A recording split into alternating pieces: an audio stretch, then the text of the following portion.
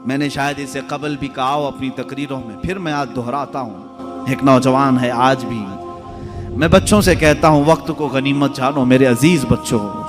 जो अल्लाह ने तुम्हें माँ बाप की दौलत से नवाजा है ये दोबारा नहीं मिलते। एक बार इनका जनाजा निकल जाता है तो दुनिया में अंधेरा छा जाता है। फिर दोबारा बाप की जैसी कोई छत भी नहीं मिलती और माँ के जैसा कोई साया भी नहीं मिलता। ये याद रखना हमेशा। एक नौजवान को मैंने देखा था, वो बड़ा अय्याश तबीयत का था। माँ बेवा है, बहुत पहले ही शौहर का इंतकाल हो गया था। बच्चा सिर्फ 4 साल का था या छोटा सा था। जब से वो घरों के काम कर करके अपने बच्चे को पालती थी। जवान हुआ तो औबाशों की सोहबत में लग गया, बदमाशों की सोहबत में आ गया। माँ को अब इससे बड़ा धचका और क्या लगे। एक दिन आई थी मेरे पास रोते हुए, कहा गजब हो गया, जिंदगी ने पहले ही मेरे से शौहर की जुदाई, और मैंने ऐसे अय्याम काटे कि लोगों के जूठे बर्तन धोए इस उम्मीद पर कि एक बेटा है जवानी में, ये जब पहुंचेगा तो मेरे बुढ़ापे का सहारा होगा। लेकिन मुफ्ती साहब ऐसा हो गया कि मेरा बेटा बदमाशों की सोहबत में चला गया।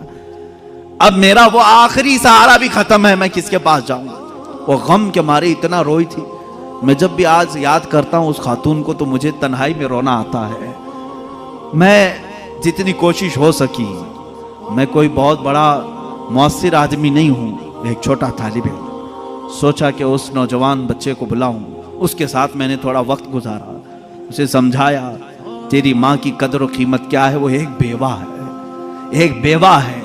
वो 4 औरतों के साथ बैठने में शर्म करती है। क्या तू अपनी माँ के साथ वक्त नहीं बिताता? दुनिया में तेरे दोस्त होंगे, तुझे दोस्त छोड़ करके जाएं तो तुझे कितनी तकलीफ होती है। तू सोच अपनी माँ को, उसके तो कोई दोस्त नहीं और उसका बेटा भी उसको रात अकेला छोड़कर जाता है।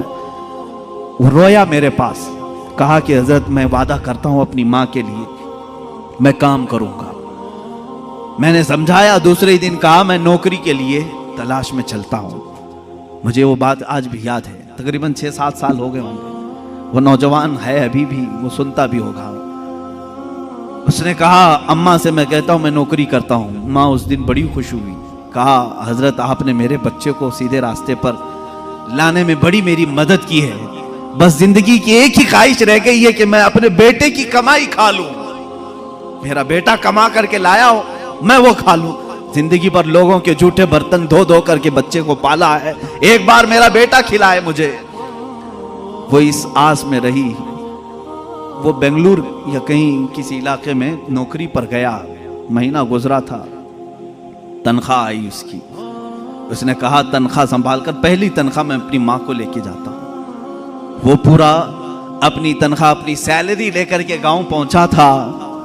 उसे पता ही नहीं था उसके घर के पास भीड़ जमा हुई थी। जब उसने देखा तो लोगों ने कहा कि तेरी माँ का रात में इंतकाल हो चुका।